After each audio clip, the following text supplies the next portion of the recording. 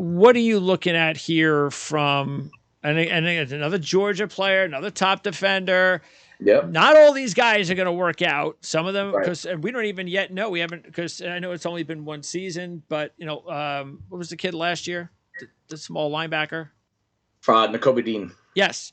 Yep. So you looked at him and you're like, a tremendous college player, but his size was the reason why talent wise, he's probably top 20 pick, but he's just too small.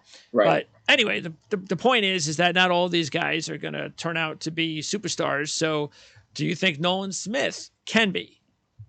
He needs the right system, and he's going to measure in. If you remember a few years ago, his name was Zach Bond, outside linebacker from Wisconsin.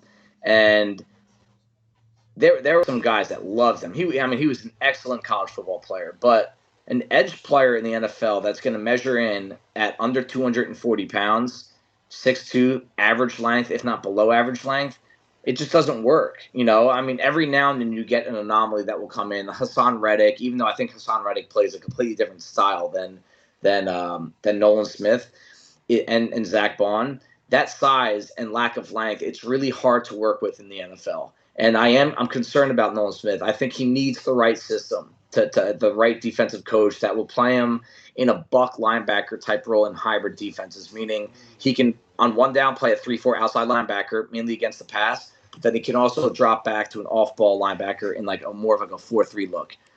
Patrick Graham plays this kind of scheme in Las Vegas. I think that'd be a great fit for him. But they'd have to either move up into round 2, or I think top 10 would be a little too rich for him. But there are a lot of people, they love the explosion, the speed. It's all legitimate. That's where I kind of cut off the Zach Bond comparison. He's a lot more explosive, completely different tier. That's why I have him as a first-round grade. Bond I had as a third-round grade back in the day.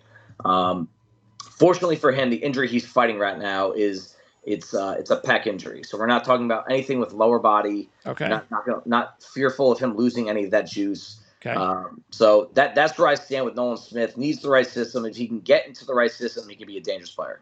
But your main concern is his size, overall size. Undoubtedly, yes.